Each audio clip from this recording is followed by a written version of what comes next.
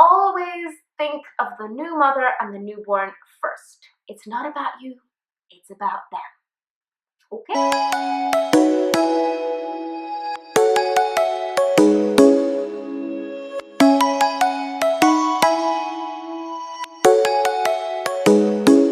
Hey guys, welcome back to my channel. If you are new here, hi, my name is Athena. I post new videos every Monday, Wednesday, and Friday. So if you haven't already, hit the subscribe button, join the family. So today's video is going to be a little bit of a kind of follow-up video. A while back, pretty much just over a year ago, to be exact, probably a couple weeks before I gave birth, I posted a video about how I felt in regards to visitors after baby girl was born. And I was very, very upset at the time because I had a lot of people telling me that I would have to accept visitors no matter how I felt, no matter how I was, how the baby was, that I would have to have people coming and visiting and seeing the baby, and even if she's asleep, and a whole bunch of things that really got me worked up. And I was like 38, 39 weeks pregnant, hormones. So yeah, you kind of get the picture. It wasn't the best thing to tell a mom to be at the time. I was too busy being scared of the fact that I was going to give birth, let alone have people tell me that, oh, you have to accept people and you have to do this and you have to do that. So yeah, I will link the video up here. I can never tell where, but it'll be up here. You get what I mean. I will link that video, so go check that video out as well if you haven't already. And let's get into what actually happened after I gave birth. So, nice and quick little story time, I would call it. When I gave birth in the hospital, the visitors that I had were limited, thankfully, to like hospital policy. It only allowed like within certain time frames and, you know, like really close family and like don't overdo it kind of thing. So I had very, very close family come and visit. And when I say close family, I'm like my parents, my mother-in-law. I think my father-in-law actually didn't come to the hospital. I saw him when I got out of hospital. Like very, very close relatives who were like family that I basically saw and spoke to every day. And also the second day I did have a friendly couple of ours come and visit, and they were actually going to be baby girl's godparents, so that was kind of a little special exception. So I'm very, very happy with how the hospital visitors turned out. They were quite limited because I was extremely tired and not up for visits. Like, just no. Visitors, but not. I could not sit and just have a conversation. I was exhausted. My body was like... But I was kind of okay because I was in the hospital. Yeah. The hospital was the easy part. Let's just put it that way. Hospital visitors were the easiest part. It's the home ones that just... yeah. So when I came home, a lot of things kind of happened. It was a bit of a snowball effect. I was taken over what I was told at that time were the baby blues. I was very sad. I was extremely tired. I felt very lost, so I didn't recognize my home, even though I was home in the same place, but everything was very different. So I was trying to get used to the idea that now I was a mum, I no longer had a belly, I had a baby that had to be fed every 3 hours, I had to wake up every 3 hours, I wasn't getting enough sleep, I was exhausted, I was tired, I was constantly feeling cold because my body had kind of weakened, and I was still trying to kind of recuperate and get myself together, so I was very tired, very cold, very... just everything. I lived in my PJs. I did not get out of my PJs for at least the first month, so keep that in mind when I'm talking about the first visitors. So I'm feeling like complete,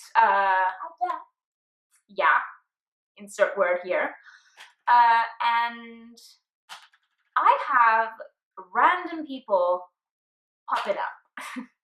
So I think the one that really, really stuck with me was my husband's aunt and her daughter-in-law.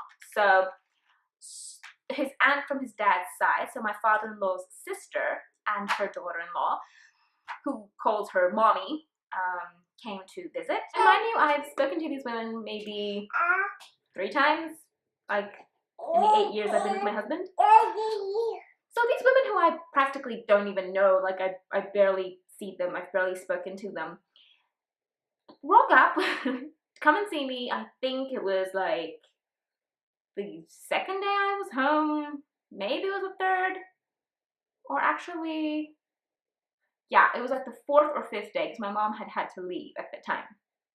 So I was by myself with the baby in my PJs, and at that moment I was actually trying to breastfeed. Now, breastfeeding for me at that point was very painful when she would start to kind of drink the milk. So I was sitting on the couch trying to kind of get her to latch on and then work my way through that painful first minute. And these women just stroll in and they're like, "Hi, we came to visit. Don't worry, we're fine with you breastfeeding. We feel very comfortable."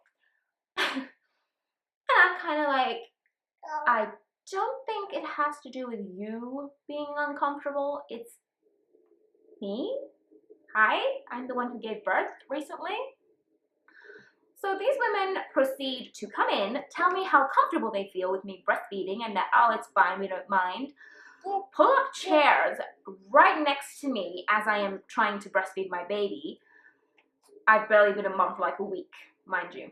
And they pull up chairs, my mother-in-law comes and joins us, they're all sitting around me, watching me breastfeed, and commenting on how bottle feeding is so much easier, and oh, it's great you're breastfeeding, but you know, it's really awesome when they're able to take a bottle by themselves.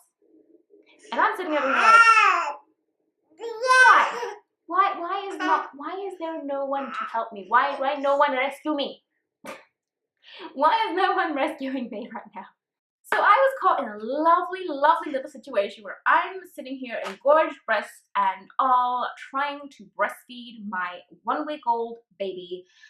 And I have these women sitting and chattering and watching me, and I'm like, it's a different story when you're like, your baby's like a few months old and you're out and about and you know you have to be in public and breastfeed like somewhere specific, which that's a whole different video because grace in public breastfeeding are just no.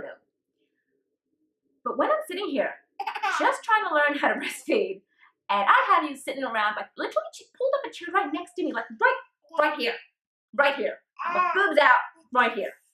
This woman, I'm like, what are you doing? What are you doing? So then other than that, I had other visitors as well. Like I think that first month was the most crazy. They were kind of limited because my husband kind of went a bit psycho on everyone. Because it was also cold, like the flu season. But there were those aunties. I realized my father-in-law's sisters had issues. So my father-in-law's other sister then decides that she wants to come and see the baby. And baby girl was fast asleep at this point. And she literally walked past me and into the room to see her. And I'm kind of like, what are you doing? Like, can you at least ask me if you can go in first? Can you, like, I don't know, some sense of politeness to the fact that I am a young and new mother. I have no idea what I'm doing. My baby's asleep, which gives me like 5 seconds of like trying to get my brain together, and you're just barging in. Plus, that same aunt is the reason baby girl got sick at like 40 days old. So yay. So after that, the funny thing with visitors, I did have like these random aunties popping up and wanting to see the baby. So I would have to literally like either get her up out of her crib so people weren't kind of barging into my room. I mean, I'm a new mom and I'm exhausted. I'm not exactly gonna be like, oh, keeping everything perfectly tidy because people want to come in. So I think that's one thing I didn't really appreciate from like my mother-in-law was stressing me out a lot about how everything had to be perfectly tidy in case people came over. That's not exactly what I'm like, really? So yeah, I had a lot of stress from that, and then I was going through like my whole own issues. I would have the random auntie come up and be like, you know, oh, where's the baby? And I'm kind of like, the baby's sleeping. and my mother will be like, go bring the baby. Like, she's not on for show, okay? We're not gonna start selling out tickets just so you can come and see my baby. And there were actually a couple of times when I said, no, she's just fallen asleep. I'm not gonna go wake her up just because someone wants to see her. Like, no, it's just not happening. Because it started getting ridiculous, but I wasn't able to kind of muster up that kind of courage to actually do that until at least, I don't know, maybe 2 to 3 weeks in. The first week especially, I was so exhausted and so tired. People would just kind of barge in, and it all came down to the fact that when my husband was at home, no one dared do that. When he wasn't at home, that's when things were kind of a bit out of control. So yeah, some notes on people who want to visit a newborn and a new mother. You need to respect boundaries, okay? Number one, respecting boundaries. If the new mother is exhausted and tired and just cannot even think straight for 2 seconds, you're not going to go visit, okay? Call first. Call in advance. Say, hi, you know, can I come over now? Is it a good time? Should I come over later? Should I come over in a good hour? Give her that space and time to at least be able to say, I'm really tired, I can't today, or yeah, sure, come over. She'll probably be awake in an hour, so that's fine.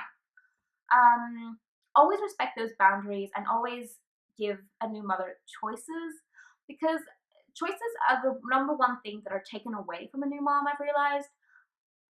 Yeah, you're kind of put in this position where everyone tells you what to do, and everyone kind of is like, oh no, you have to do this, you have to do that, do this, do that, and you're kind of at loss. So respect boundaries, call ahead. If it's flu season, avoid it altogether, okay? It's winter, baby's tiny, we'll probably be sleeping most of the time. There's really no point. You can visit later when baby's like 2, 3, 4 months old. Really, it doesn't make a difference, okay? Avoid flu season, avoid, like, you know, if you're sick, if anyone around you is sick, do not go visiting a baby. Please, like, please. Baby girl got sick at 40 days old because people.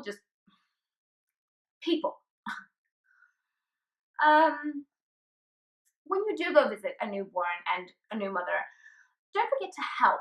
Like, if you're gonna go over to someone and like they're just had a baby and they're sitting there in their PJs and they're utterly exhausted, wash the dishes, cook a meal, bring a flipping casserole. Bring a casserole with you. I'm sure the mother will appreciate it 100%, okay? Bring some food, bring some chocolate. Offer to help out. Offer to, like, just sit there in case baby wakes up and let her have a shower. Clean up the house. Just start cleaning, start tidying. Help out. Give your hand and just hold this new mom's hand and say, it's okay. It's gonna be okay. You're tired, you're exhausted, but it's gonna be okay. Don't just barge in and be like, hi, we're here for coffee. I do not have the energy to make you coffee.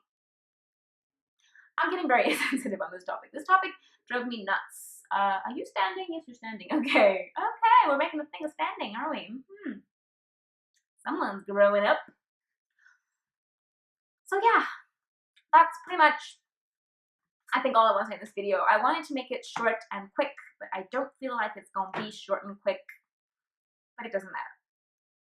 Please, please, please, please be considerate when you want to visit a new mom and a newborn. Always think of the new mother and the newborn first. It's not about you, it's about them. Okay? Thanks so much for watching, guys. If you like this video, don't forget to give it a big thumbs up. Leave a comment down below what you have been through when it comes to visitors after newborns, or how you feel if you're about to become a mommy. What do you think you should happen? What do you want? What do you want? Not what everyone else wants. You. Leave a comment down below. Subscribe if you haven't already, and I will see you in the next one. Bye, guys.